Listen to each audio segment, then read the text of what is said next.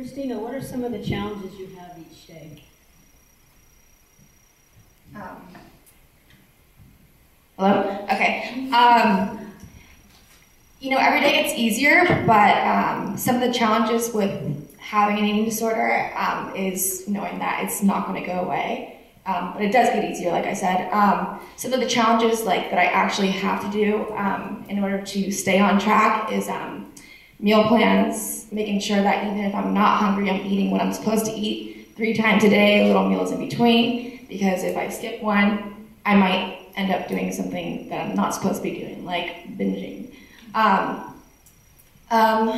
Basically just having to deal with knowing that my life kind of has to revolve around food, whether or not it's a good thing or a bad thing, but knowing that I have to have a set schedule. I mean, it's kind of hard when my friends are like, oh, let's go out to lunch. And I'm like, okay, well, what time do you have to go to lunch? Because I have to eat at this time. So it makes it a little more difficult. But other than that, challenges, I mean, anxiety is always a big thing with this, but journaling helps a lot, meditation helps a lot, and so it's made it a lot easier for me.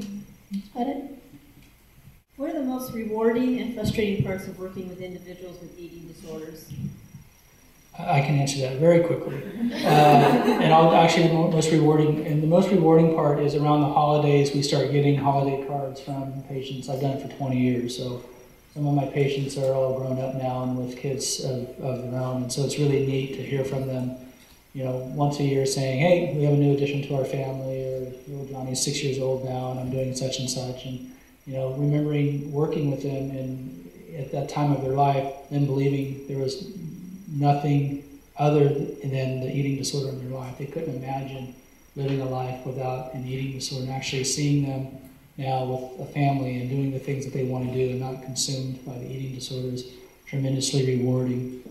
The most frustrating part is not working with the patients at all. It's working with our society and how we undervalue how serious this is. That, you know, I've had 3 patients die, so this is it's a very serious disorder that we have young people starving themselves to death, and we still have people joking about it. I think it's appalling that we have people who are ignorant enough to joke about this very serious disorder.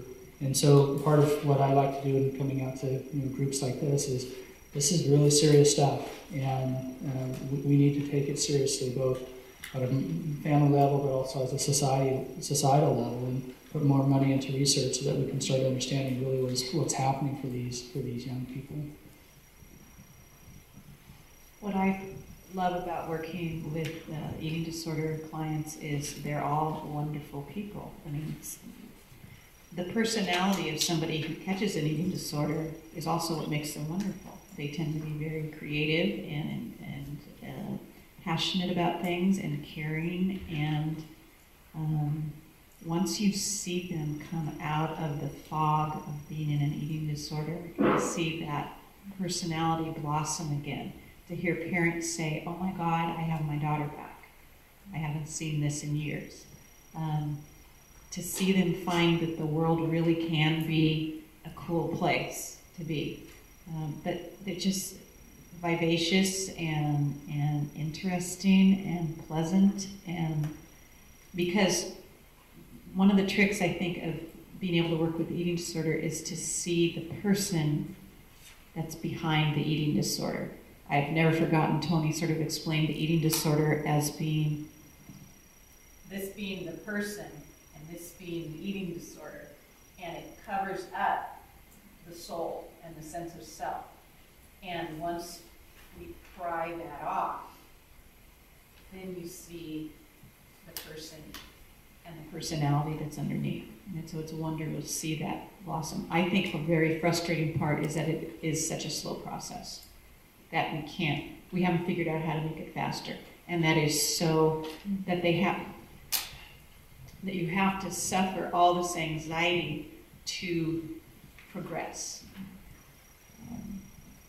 In a sense, it's having, I've so many times said there's an element of white knuckle in it. You have to eat it and feel the fear until you get used to it and it's not fearful anymore. And so basically we're saying that thing that you've been trying to avoid, that anxiety, you're going to have to face it, and we're going to have to elicit it, and you're going to have to suffer through it. Because that's the only way you're going to get to the other side. So I think Tony probably knows, and everyone in the vicinity of my office probably knows, the most frustrating part of my job is that I'm the dietitian, so I'm the one that's telling them to eat, right? So there are loud 20-minute appointments of screaming, and one time somebody was standing outside my door ready to come in because they were going to intervene. They weren't sure if I was okay because somebody was screaming at me for 20 minutes. But so that, I think that's part of it. And then also, I think what Barb was talking about is having it be so slow, having the realizations come down the road when you know how valuable this is for them. And if they just do this one thing, it's going to help them so much. And knowing that they have to take their time with this process and all of that. My most rewarding thing is, I came back, I was sick a couple days ago, and I came back and I had Valentine's all over my office, and just knowing that you're affecting people's lives in a very positive way, and that you're helping them get better. And people do get better, and they don't get better without help, from my experience. And so I know that we have the keys to help them as a team, and if I can do that, wow, that's just amazing. And so that's what makes all the screaming fits the best, because some of my clients who scream the most are the ones that I'm most connected to now, that we've had those very, very low dips, and that now they've come to such a better place. And so now we can joke about, remember that time, that the whole office building was wondering what was going on in my office. But I think that people get very run down by eating disorders because they feel like this person's never going to change, and it's going to, they still make comments about their body, they're still fearful around food, but they do change. And if we let them, if we give them that space to make that change, it's remarkable what can happen.